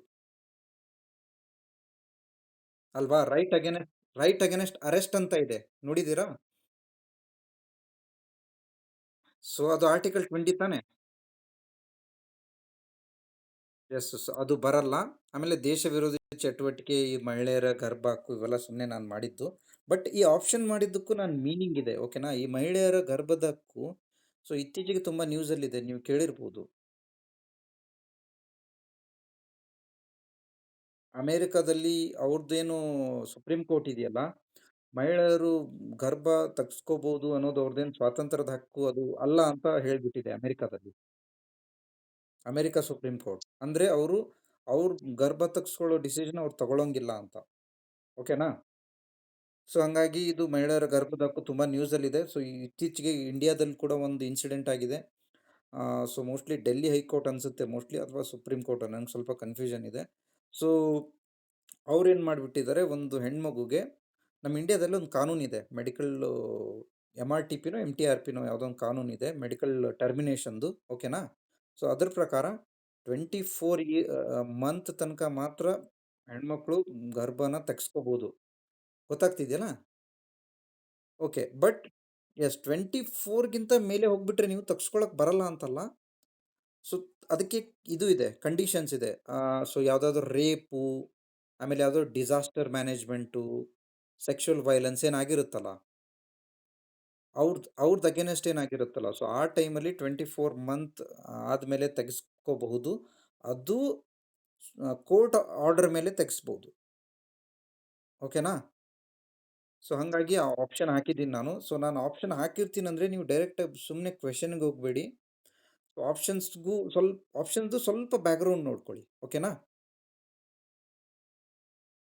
ಇದರಿಂದ ಒಂದು ಇದರಿಂದ ಒಂದು ಸಮಗ್ರ ಲರ್ನಿಂಗ್ ಆಗುತ್ತೆ, ನಿಮ್ದು ನಾಲೆಜ್ ಬೇಸ್ ಎಕ್ಸ್ಪ್ಯಾಂಡ್ ಆಗುತ್ತೆ. ಓಕೆ, ಸೊ ಇದು ದೇಶ ವಿರೋಧಿ ಅಂದರೆ UAPA ಕಾನೂನು ತುಂಬ ನಡೀತಿದೆ ಇತ್ತೀಚೆಗೆ, ನಿಮ್ಗೆ ಗೊತ್ತಿರ್ಬೋದು. ಅಂದರೆ ಈ ದೇಶ ವಿರೋಧಿ ಚಟುವಟಿಕೆಗೆ UAPA, ಅನ್ಲಾಫುಲ್ ಪ್ರಿವೆನ್ಷನ್ ಆ್ಯಕ್ಟ್ ಅಂತ ಹೇಳ್ತಾರೆ. Unlawful activities prevention act 1967, UAPA. So ಅದ್ರ ನಡುವೆ ಇಂಡಿಯಾದಲ್ಲಿ ತುಂಬ ರೀಸೆಂಟಾಗಿ ತುಂಬ UAPA ಅನ್ನೋದೇ ಒಂಥರ ಕಾಂಟ್ರವರ್ಷಿಯಲ್ ಆ್ಯಕ್ಟ್ ಇದು ಇಂಡಿಯಾದಲ್ಲಿ. ಸೊ ಅದ್ರ ಬಗ್ಗೆ ತುಂಬ ನ್ಯೂಸಲ್ಲಿದೆ. ಸೊ ಇದು ನಿಮ್ಗೆ ಗೊತ್ತಿರಬೇಕು ಆ್ಯಕ್ಚುಲಿ ಅದು ಏನಿದೆ, ಅದನ್ನು ಯಾರು ಮಾಡ್ತಾರೆ, ಯಾರು ಕೇಸ್ ಹಾಕ್ಬೋದು, ಆಮೇಲೆ ಲೈಕ್ ಅದ್ರ ಪ್ರೊಸೀಜರ್ ಹೆಂಗಿದೆ, ಇದ್ರದ್ದು ಇತ್ತೀಚೆಗೆ 2020ಯಲ್ಲೇನೋ ಅಮೆಂಡ್ಮೆಂಟ್ ಆಗಿದೆ. So 19 or 20ಯಲ್ಲಿ. ಸೊ ಅದ್ರ ಮೊದಲೇನಿತ್ತು UAPA ಅಂಡರ್ ಅಂದರೆ, ನೀವು ಒಬ್ಬರನ್ನ ಟೆರರಿಸ್ಟ್ ಅಂತ ಕರೆಯಕ್ಕೆ ಬರ್ತಿರ್ಲಿಲ್ಲ. ನೀವು ಒಂದು ಆರ್ಗನೈಜೇಷನ್, ಒಂದು ಕಮ್ಯುನಿಟಿನೇ ಕರಿಬೇಕಿತ್ತು, ಒಬ್ಬರನ್ನ ಕರೆಯಕ್ಕೆ ಬರ್ತಿದ್ದಲ್ಲ. ಮೊನ್ನೆ ರೀಸೆಂಟಾಗಿ ಅವರು 1 year 2 year ಬ್ಯಾಕ್ ತಿದ್ದುಪಡಿ ಮಾಡಿ ಒಬ್ಬ ವ್ಯಕ್ತಿಗೂ ಟೆರರಿಸ್ಟ್ ಅಂತ ಡಿಕ್ಲೇರ್ ಮಾಡ್ಬೋದು, UAPA ಅಂಡರ್ ಅಂತ ಮಾಡಿದ್ದಾರೆ. ಸೊ ಹಂಗಾಗಿ ಇವೆಲ್ಲ ತುಂಬ ನ್ಯೂಸಲ್ಲಿದ್ದಾವೆ. ಸೊ ಇದರಿಂದ ಸೆಂಟ್ರಲ್ ಗೌರ್ಮೆಂಟಿಗೆ ಎನ್ ಐ ಎಗೆ ತುಂಬ ಪವರ್ ಬರುತ್ತೆ. ಎನ್ ಐ ಎದವರು ಸೆಂಟ್ರಲ್ ಗೌರ್ಮೆಂಟ್ ಡೈರೆಕ್ಷನ್ ಮೇಲೆ ಅವ್ರ ಮನೆ ಸೀಸ್ ಮಾಡ್ಬೋದು, ಆಸ್ತಿ ಸೀಸ್ ಮಾಡ್ಬೋದು. ಸೊ ಹಾಗಾಗಿ ಇದು ತುಂಬ ನ್ಯೂಸಲ್ಲಿದೆ, ಯು ಎ ಪಿ ಎ, ಓಕೆನಾ? ಸೊ ಹಿಂಗೆ ನೀವು ಸ್ಟಡಿ ಮಾಡಿ. ಸೊ ಪುಟ್ಟಸ್ವಾಮಿ ಬಂದು ಇಲ್ಲಿ ಸ್ವಾತಂತ್ರ್ಯದಕ್ಕೂ ಆರ್ಟಿಕಲ್ 21 ಆನ್ಸರ್ ಇದ್ರದ್ದು. ಬಟ್ ಬಂಧನದ ವಿರುದ್ಧ ಅಂದರೆ ಆರ್ಟಿಕಲ್ 20 ಬರುತ್ತೆ. ನೀವು ಆಪ್ಷನ್ನು ಅನಲೈಸ್ ಮಾಡ್ಕೊಳ್ಳಿ, ಅಂದ್ರೇ ನಿಮ್ದು ಲರ್ನಿಂಗ್ ಪ್ರಾಪರ್ ಆಗೋದು, ಓಕೆನಾ? ಆಮೇಲೆ ಈ ಈ ಮಹಿಳೆಯರ ಗರ್ಭದಕ್ಕೂ ತುಂಬ ನ್ಯೂಸಲ್ಲಿದೆ, ಕ್ವೆಶನ್ಸ್ ಬರ್ಬೋದು, ಹೆಂಗೆ ಬರುತ್ತೆ ಅಂತ ಹೇಳೋಕ್ಕಾಗಲ್ಲ. ಬಟ್ ನೀವು ಅದ್ರದ್ದು ಕಾನ್ಸ್ಟಿಟ್ಯೂಷನಲ್ ಏನು ಹೇಳಿದ್ದಾರೆ, ಮತ್ತು ಅದು ಆ್ಯಕ್ಟ್ ಏನಿದೆಯಲ್ಲ ಅದು ಏನಿದೆ ಅದ್ರದ್ದು ಸ್ವಲ್ಪ ಬೇಸಿಕ್ ನೋಡ್ಕೋಬೇಕು, ಜಾಸ್ತಿ ಏನು ಬೇಡ, ಒಂದು 2-3 ಕ್ಲಾಸ್ ಅಷ್ಟೇ ಏನಿದೆ ಅಂತ. ಅಂದರೆ 20 ಮಂತ್ ಕೆಳಗಿದ್ರೆ ಒಬ್ಬ ಮೆಡಿಕಲ್ ಪ್ರಾಕ್ಟೀಷನರ್ ಪರ್ಮಿಷನ್ ಬೇಕು. 24 ಮಂತ್ ಕೆಳಗಡೆ ಇದ್ದರೆ ಇಬ್ಬರು ಮೆಡಿಕಲ್ ಪ್ರಾಕ್ಟೀಷನರ್ ಪರ್ಮಿಷನ್ ಬೇಕು. ಅಂದರೆ ಆ ಕಮಿಟಿ ಕೂತ್ಕೊಂಡು ಡಿಸೈಡ್ ಮಾಡಬೇಕು ಇವ್ರ ಪ್ರೆಗ್ನೆನ್ಸಿನ ಟರ್ಮಿನೇಟ್ ಮಾಡಿ ಅಂತ, ಓಕೆನಾ? ಸೊ 24 ಮಂತ್ ಮೇಲೆ ಆಗ್ಬಿಟ್ರೆ ಕೋರ್ಟ್ ಆರ್ಡರ್ ಮೇಲೇ ಮಾಡ್ಬೇಕು ನೀವು. ಬಟ್ ಕೆಲವೊಂದು ಕಂಡೀಷನ್ ಇದೆ, ಅದೇ ನಾನು ಹೇಳಿದ್ನಲ್ಲ, disaster management, sexual violence, child ಮ್ಯಾರೇಜ್ದು, ಆ ಥರ ಏನಾದರೂ ಒಂದು 4-5 ಕ್ಲಾಸ್ ಇದ್ದಾವೆ. ಆ ಕ್ಲಾಸಲ್ಲಿ ಟರ್ಮಿನೇಟ್ ಮಾಡ್ಬೋದು. ಸೊ ಅದನ್ನು ಕೋರ್ಟ್ ಆರ್ಡ್ರು. ಬಟ್ ರೀಸೆಂಟಾಗಿ ಒಂದು ಮಗು ಬಂದಿತ್ತು, ಅಂದರೆ ಒಬ್ಬ ಹೆಣ್ಮಗಳು ಬಂದಿದ್ಲು ಕೋರ್ಟ್ಗೆ. ಸೊ ಅವಳದ್ದು ಏನು ಈ ಕೇಸಲ್ಲಿ ಇದೇನು ನಾನು ಹೇಳಿದ್ನಲ್ಲ ಈಗ, ಇದರಲ್ಲಿ ಯಾವುದ್ರಲ್ಲಿನೂ ಇರಲಿಲ್ಲ ಅವಳದು. ಆದರೂ ಅದು ಆ್ಯಕ್ಚುಲಿ ಲಾ ಪ್ರಕಾರ ಟರ್ಮಿನೇಟ್ ಮಾಡಕ್ಕೆ ಬರ್ತಿರಲಿಲ್ಲ. ಬಟ್ ಹೈಕೋರ್ಟ್ ಅವಳಿಗೆ ಟರ್ಮಿನೇಷನ್ ಮಾಡೋಕ್ಕೆ ಒಪ್ಪಿಗೆ ನೀಡ್ತು. ಆ ಹುಡುಗಿ ಡೈರೆಕ್ಟಾಗಿ ಹೇಳಿದ್ಲು, ನಾನು ನಾನು ನಾನು ತುಂಬ ಒಂಥರ ಪೂರ್ ಫ್ಯಾಮ್ಲಿಯಿಂದ ಬರ್ತೀನಿ, ನಾವೆಲ್ಲ ಮನೇಲಿ ಹೆಣ್ಮಕ್ಳಿರೋದು. ಸೊ ನನಗೆ ಈ ಪ್ರೆಗ್ನೆನ್ಸಿ ಬೇಡ. ಸೊ ನಮ್ಮದು ಆ ಹುಡುಗ ಏನಿದ್ದಾನಲ್ಲ, ಸೊ ನಾನು ಅವನು ಈಗ ಇಬ್ಬರು ಸೇರಿಲ್ಲ. ಸೊ ಹಂಗಾಗಿ ನಂದು ಪ್ರೆಗ್ನೆನ್ಸಿ ನೀವು ಟರ್ಮಿನೇಟ್ ಮಾಡಬೇಕು ಅಂತ ಅವ್ಳು ಡೈರೆಕ್ಟಾಗಿ ಹೇಳಿದ್ಲು. ಆ್ಯಕ್ಚುಲಿ ಕಾನೂನು ಪ್ರಕಾರ ಅದು ಮಾಡಕ್ಕೆ ಬರಲ್ಲ, ಬಟ್ ಹೈಕೋರ್ಟ್ ಟರ್ಮಿನೇಟ್ ಮಾಡ್ತು ಯೂಸಿಂಗ್ ಇಟ್ಸ್ ಪವರ್ ಆರ್ಟಿಕಲ್ 142. ನಿಮ್ಗೆ ಗೊತ್ತಿರ್ಬೋದು ಇದು. 142 ಗೊತ್ತಿದೆಯಾ? S yes. ಸೊ ಇದು ಹಿಂಗೆ, ನೀವು ಹಿಂಗೆ ಅನಲೈಸ್ ಮಾಡಿ ಪ್ರತಿಯೊಂದು ಆಪ್ಷನ್ಸ್ನ, ಓಕೆನಾ? ಸೊ ಈ ಥರ ನೀವು ಲರ್ನಿಂಗ್ ಮಾಡಿ ನೀವು K A S, I A S question paper ಸ್ವಲ್ಪ ಈಸಿಯಾಗಿ ಬಿಡಿಸ್ಕೋಬೋದು ನೀವು. ತುಂಬ ಏನು ಕಷ್ಟ ಆಗಲ್ಲ ನಿಮಗೆ, ಓಕೆನಾ? ಈ ಈ ಪ್ರಾಸೆಸ್ ಡೆವಲಪ್ ಮಾಡಿ. ಓಕೆ, ಈಗ ನೆಕ್ಸ್ಟ್ ಬನ್ನಿ, last question. Like P S L V ಉಪಗ್ರಹ ಬಳಸುವುದು ಆ್ಯಕ್ಚುಲಿ ಯಾವುದಕ್ಕೋಸ್ಕರ? 1 ನಿಮಿಷ ಟೈಮ್ ಇದೆ, ಆನ್ಸರ್ ಮಾಡಿ. ಇಂಟರ್ನೆಟ್ಟು, ಸಂವಹನ ಅಂದರೆ ಕಮ್ಯುನಿಕೇಷನ್ನು, ಬರ ವೀಕ್ಷಣೆನೋ, ಅಥವಾ ಮೇಲಿನ ಎಲ್ಲದಕ್ಕೂ ಬಳಸ್ಬೋದು.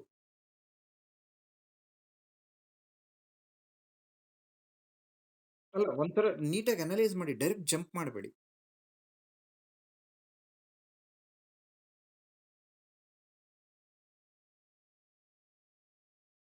ಹ್ಞೂ ಹ್ಞೂ ನ್ಯೂಸಲ್ಲಿತ್ತು, ಬಟ್ ಇಂಟರ್ನೆಟ್ಟು ಕಮ್ಯುನಿಕೇಷನಿಗೆ P S L V use ಮಾಡ್ತಾರಾ?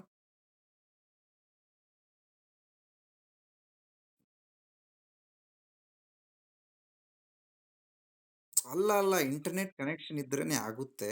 ಬಟ್ ಇಂಟರ್ನೆಟ್ ಕನೆಕ್ಷನ್ ಆ ಸ್ಯಾಟಲೈಟಿಂದ ಡೆವಲಪ್ ಮಾಡ್ಬೋದಾ ಅಂತ ಕ್ವೆಶನ್ ಅದು. ನೀವು ಕ್ವೆಶನ್ ಸ್ವಲ್ಪ ಕನ್ಫ್ಯೂಸ್ ಮಾಡ್ಕೊಂಡಿದ್ದೀರಿ. ಇದನ್ನ ನೀವು ಮೇನ್ಲಿ, ಈಗ ನೀವು ಪಿ ಎಸ್ ಎಲ್ ವಿಯಿಂದ ಇಂಟರ್ನೆಟ್ ಡೆವಲಪ್ ಮಾಡ್ಬೋದಾ, ಕಮ್ಯುನಿಕೇಷನ್ ಡೆವಲಪ್ ಮಾಡ್ಬೋದಾ, ಅದು ಕ್ವೆಶನು. ಮತ್ತೆ ಬರ ವೀಕ್ಷಣೆ ಮಾಡ್ಬೋದಾ, ಅದು ಕ್ವೆಶನ್. ಅಥವಾ ಮೇಲಿನ ಎಲ್ಲ ಮಾಡ್ಬೋದು. ನಿಮ್ದು ಆಪ್ಷನ್ ಏನು ರಾಜೇಶ್ವರಿ? ಯಾವುದು? Yes yes yes C. ನಿಮ್ದು ನೂತನ, ನಿಮ್ದು?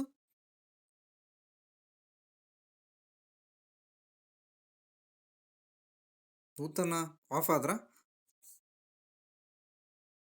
ಆ್ಯಕ್ಚುಲಿ ಇದನ್ನು ಅನಲೈಸ್ ಮಾಡೋದು ನಾನು ಹೇಳ್ತೀನಿ. ಇದು ನಾನು ಯಾಕೆ ಕ್ವೆಶನ್ ತೆಗೆದೆ ಅಂದರೆ, ಒಂದೆರಡು 4-5 ದಿನದ ಹಿಂದೆ ನಮ್ದು S S L V rocket failure ಆಯಿತು, ಗೊತ್ತಾ? ನ್ಯೂಸಲ್ಲಿ ಇದೆ ಇದು, ನೀವು ಕೇಳಿಲ್ಲ ಅನ್ಕೋತೀನಿ.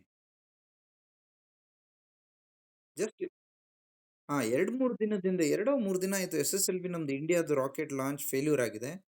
ಸೊ ಹಾಗಾಗಿ ನಾನು ಆ ಬೇಸ್ ಮೇಲೆ ಕ್ವೆಶನ್ ತೆಗೆದಿದ್ದು ಅದು. ಮತ್ತು ನಾನು ಕ್ವಿಝ್ ಕೇಳಿದ್ದೀನಿ, ಕ್ವಿಝ್ ಗ್ರೂಪಲ್ಲಿ, ಎಸ್ ಎಸ್ ಎಲ್ ವಿದಲ್ಲಿ ಬಗ್ಗೆ ಯಾವುದು ತಪ್ಪು ಅಂತ. S S L V mainly ಬಂದು ಲೋ ಅರ್ತ್ ಆರ್ಬಿಟ್, ಇದು ನಮ್ಮದು ಭೂಮಿ ಇದೆ ಅಂತ ಅಂದ್ಕೊಳ್ಳಿ. ಭೂಮಿದೇನು ಮೇಲೆ ಒಂದು 400 ಕಿಲೋಮೀಟರ್ ಅಷ್ಟು ಅಲ್ಲೇ ನಿಲ್ಲೋದು S S L V. P S L V ಕೂಡ ಅಲ್ಲಿ ನಿಲ್ಲಿಸ್ಬೋದು ನೀವು. ಬಟ್ ಎಸ್ ಎಸ್ ಎಲ್ ವಿನೇ ನಾವು ಯಾಕೆ ಯೂಸ್ ಮಾಡ್ತಿದ್ದೀವಿ ಅಂದರೆ, ಈಗ ನೋಡಿ, ಎಸ್ ಎಸ್ ಎಲ್ ವಿ ಅದರದ್ದು ಲಾಂಚ್ ವೆಹಿಕಲ್ ಚಿಕ್ಕದಿದೆ. ಈಗ ನಿಮಗೆ ಈ 500 ಕೆಜಿ ಕೆಳಗಿಂತ ಸಾಮಾನೆಲ್ಲ ತಗೊಂಡು ಹೋಗ್ಬೇಕಂದ್ರೆ ಪಿ ಎಸ್ ಎಲ್ ವಿ ಯಾಕೆ ಯೂಸ್ ಮಾಡ್ತೀರಿ? ಸುಮ್ಮನೆ ಅದ್ರದ್ದು ಕಾಸ್ಟ್ ಎಲ್ಲ ಜಾಸ್ತಿ ಆಗುತ್ತೆ. ಸೊ ಹಾಗಾಗಿ ಎಸ್ ಎಸ್ ಎಲ್ ವಿ ಮಾಡಿದ್ದು. ಪಿ ಎಸ್ ಎಲ್ ವಿ ಅಂದರೆ ಪೋಲು. ಇಲ್ಲಿ ನೀವು ರಾಂಗ್ ಮಾಡಿದ್ರೆ ಅನಾಲಿಸಿಸ್ ಇಲ್ಲಿ ನೋಡಿ. ಇದು ಭೂಮಿನಾ? ಭೂಮಿದು ಪೋಲ್ ಸುತ್ತಮುತ್ತ ಇರುತ್ತೆ ಇದು ಒಂದು 2000 ಕಿಲೋಮೀಟರ್ ರೇಂಜಲ್ಲಿ. ಸೊ ಹಾಗಾಗಿ ಪಿ ಎಸ್ ಎಲ್ ವಿಯಿಂದ ನೀವು ಇಂಟರ್ನೆಟ್ ಡೆವಲಪ್ ಮಾಡಕ್ಕೆ ಸಾಧ್ಯನೇ ಇಲ್ಲ. ಇಂಟರ್ನೆಟ್ಗೆ ಜಿ ಎಸ್ ಎಲ್ ವಿ ಬೇಕು. G S L V geological ಬೇಕು. ಆಮೇಲೆ ಕಮ್ಯುನಿಕೇಶನ್ ನೀವು ಪಿ ಎಸ್ ಎಲ್ ವಿಯಿಂದ ಮಾಡಕ್ಕೆ ಬರಲ್ಲ. ನೀವು ಪಿ ಎಸ್ ಎಲ್ ವಿನ ಯೂಸ್ ಮಾಡೋದು ಅರ್ತ್ ಅಬ್ಸರ್ವೇಷನ್ಗೋಸ್ಕರ. ಅಂದರೆ ಭೂಮಿನ ಭೂಮಿದೇನೋ ಫ್ಲಡ್ ನೋಡೋದು, ಡ್ರಾಟ್ ನೋಡೋದು, ಮಿಲ್ಟ್ರಿ ಇಂಟೆಲಿಜೆನ್ಸ್ಗೆ, ಅದಕ್ಕೆ P S L V use ಮಾಡೋದು. ಯಾಕಂದರೆ ಕ್ಲೋಸ್ ಅಬ್ಸರ್ವ್ ಮಾಡಬೇಕು ನೀವು. ಜಸ್ಟ್ ತಲೆ ಓಡಿಸ್ಬೇಕು ನೀವು ನೋಡಿ. ಪಿ ಎಸ್ ಎಲ್ ವಿ ಅದು ಪೋಲ್ ಹತ್ರ ಇರುತ್ತೆ. ಪಿ ಅಂದ್ರೆ ಏನು? ಪೋಲ್ ತಾನೆ. ಸೊ ಪಿ ಅಂದ್ರೆ ನೀವು ಡೀಟೇಲ್ ಆಗಿ ಕಾಣ್ತಾ ನಿಮಗೆ ಡ್ರಾಟು ಎಲ್ಲಿ ಮಳೆ ಬಿದ್ದಿದೆ, ಎಲ್ಲಿ ಮಳೆ ಬಿದ್ದಿಲ್ಲ, ಎಲ್ಲಿ ಬರಗಾಲ ಇದೆ ಅಂತ. ಇದು ನಿಯರ್ ಇದ್ರೆ ತಾನೇ ಕಾಣೋದದು. ಅರ್ತ್ ಅಬ್ಸರ್ವೇಷನ್ ಸ್ಯಾಟಲೈಟ್ ಅಂತಾರೆ P S L V. Yes, ಹಿಂಗೆ ಅನಲೈಸ್ ಮಾಡಿ ನೀವು ಪ್ರತಿಯೊಂದು ಆಪ್ಷನ್ನ. ಪಿ ಎಸ್ ಎಲ್ ವಿನ ಅರ್ತ್ ಅಬ್ಸರ್ವೇಷನ್ ಅಂದ್ರೆ ಭೂಮಿನ ನೋಡೋ ಸ್ಯಾಟಲೈಟ್ ಅದು. ಸೊ ಭೂಮಿ ನೋಡ್ತೀರಂದ್ರೆ ಬರ ವೀಕ್ಷಣೆ. ಇಂಟರ್ನೆಟ್ ಪಿ ಎಸ್ ಎಲ್ ವಿಂದ ಆಗಲ್ಲ. ಯಾಕಂದ್ರೆ ನೋಡಿ ಅದು ಅರ್ಥದ ಮೇಲೇನೆ ಇದೆ. ಇಂಟರ್ನೆಟ್ ಹೆಂಗ್ ಬಿಲ್ಡ್ ಮಾಡ್ತೀರಿ? ಅದಕ್ಕೆ ಲೈಕ್ ಫ್ರೀಕ್ವೆನ್ಸಿ ವೇವ್ಲೆಂತ್ ಎಲ್ಲ ಮ್ಯಾಟರ್ ಆಗುತ್ತೆ ತಾನೇ. ದೂರ ಇರಲೇಬೇಕು ಅದು. ಯಾಕಂದ್ರೆ ಕವರೇಜ್ ಬೇಕಲ್ಲ ಇಂಟರ್ನೆಟ್ಗೆ. ನೀವು ಪೋಲ್ ಹತ್ತ ಕೂರಿಸ್ಬಿಟ್ರೆ ಒಂದೇ ಪೋಲಿಗೆ ಬರುತ್ತದು ಅಲ್ವಾ? ಇದು ಭೂಮಿ. ನೀವು ಪೋಲ್ ಹತ್ತ ಇಲ್ಲಿ ಕೂರಿಸ್ಬಿಟ್ರೆ ಅದು ಬರೀ ಈ ಪ್ಲೇಸಿಗೆ ಅಷ್ಟೇ ಸಿಗುತ್ತೆ ಇಂಟರ್ನೆಟ್. ಈ ಕಡೆಯವ್ರಿಗೆ ಸಿಗ್ಬೇಕಲ್ಲ. ಇಲ್ಲ ಕವರೇಜ್ ಡಿಸ್ಟ್ರಕ್ಷನ್ ಆಗ್ಬಿಡುತ್ತೆ. ಇಲ್ಲಿ ಯಾರೋ ಒಬ್ರು ಇದ್ರೆ ಅವ್ರಿಗೆ ಇಂಟರ್ನೆಟ್ ಸಿಗಲ್ಲ. ಸೊ ಹಂಗಾಗಿ ಜಿ ಎಸ್ ಎಲ್ ವಿ ದೂರ, ತುಂಬ ದೂರ, 36,000 ದೂರದಲ್ಲಿ ನಿಲ್ಲಿಸಿರ್ತಾರೆ ಜಿ ಎಸ್ ಎಲ್ ವಿ. ಅವ್ರದ್ದೇನಂದ್ರೆ ಬ್ರಾಡ್ ಕವರ್ ಇರುತ್ತೆ. ಗೊತ್ತಾಯ್ತಾ? ಎಸ್, ಹಿಂಗೆ ಅನಲೈಸ್ ಮಾಡಿ ನೀವು. ನಾನು ಆ್ಯಕ್ಚುಲಿ ಕ್ವೆಶನ್ ಮಾಡಿ ಇಲ್ಲಿ ನೋಡಿ. ಇಷ್ಟು ದಿನ ನಾನು ನಿಮಗೆ ಕ್ವಿಜ್ ಮಾಡ್ತಿದ್ದೆ, ನೀವು ಆನ್ಸರ್ ಮಾಡ್ತಿದ್ರಿ. ನಿಮ್ಗೆ ಅನ್ಸಿರ್ಬೋದು ಇದೇನೆಲ್ಲ ಡೈರೆಕ್ಟ್ ಕ್ವೆಶನ್ ಇದೆ, ಏನು ಹಾಗೆ ಹಿಂಗೆ ಅಂತ. ಆ್ಯಕ್ಚುಲಿ ಕ್ವೆಶನ್ಸಲ್ಲಿ ಹಿಂಗೆ ಲರ್ನಿಂಗ್ ಇದೆ ಅಂತ ನಾನು ನಿಮಗೆ ಲೈವ್ ಆಗಿ ತೋರ್ಸೋಕ್ಕೆ ಇವತ್ತು ಲೈವ್ ಕ್ವಿಜ್ ಮಾಡಿದ್ದು. ಗೊತ್ತಾಯ್ತಾ? ನೋಡಿ, ನಿಮಗೆ 10 ಕ್ವೆಶನ್ ಕೇಳಿದ್ದೆ ನಾನು. 10 ಕ್ವೆಶನಲ್ಲಿ ನೀವು ಏನು?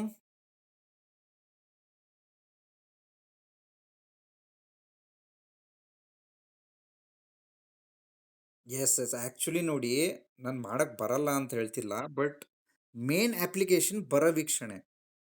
ಜಿ ಸಂವಹನ ಮಾಡೋದು. ಸಂವಹನ ಅಂದರೆ G S L V, communication satellite ಅಂತಾರೆ ಜಿ ಎಸ್ ಎಲ್ ವಿಗೆ. ಹಾಂ, ಸೊ ನೀವು ಕ್ಲೋಸ್ ಹೋಗಬೇಕು ಆಪ್ಷನ್ದು. ನೀವು ಬರೋದೇ ಇಲ್ಲ ಅಂತ ಯಾವುದು.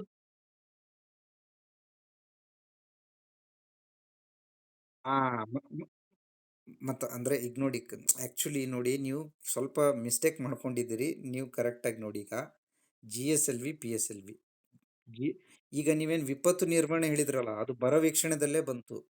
ಟೆಲಿಮೆಡಿಸನ್ನು ಇಲ್ಲೇ ಬಂತು. ಹಾಂ, ಸೊ ನೀವು ಈ ಒಂದು ಆಪ್ಷನಲ್ಲಿನೇ ಬರೋದು. ಬಟ್ ನೀವೇನೇನು ಈಗೆಲ್ಲ ಆಪ್ಷನ್ ಹೇಳಿದ್ರಲ್ಲ, ಅವೆಲ್ಲ ಅರ್ತ್ ಅಬ್ಸರ್ವೇಷನ್ನು. ಭೂಮಿ ನೋಡ್ತಿದ್ದೀರಿ ನೀವು ಅಲ್ವಾ? ಕ್ಲೋಸ್ ಆಗಿ ಝೂಮ್ ಮಾಡಿ. ಈ ಜಿ ಪಿ ಎಸ್ ಎಲ್ಲ, ಜಿ ಪಿ ಎಸ್ ಕೂಡ ಪಿ ಎಸ್ ಎಲ್ ವಿಲೆ. ಯಾಕಂದರೆ ನಿಮಗೆ ಕ್ಲೋಸ್ ಪ್ಲೇಸಸ್ ಸಿಗಬೇಕು. ಯಾಕಂದರೆ ಪೋಲಲ್ಲಿ ಇರುತ್ತೆ ಸ್ಯಾಟಲೈಟು. ನಿಮಗೆ ಡೀಪ್ ಆಗಿ ಕಾಣುತ್ತೆ ಒಳಗಡೆ ಏನಿದೆ ಅಂತ. ಜಿ ಎಸ್ ಎಲ್ ವಿ ದೂರ ಇರುತ್ತೆ.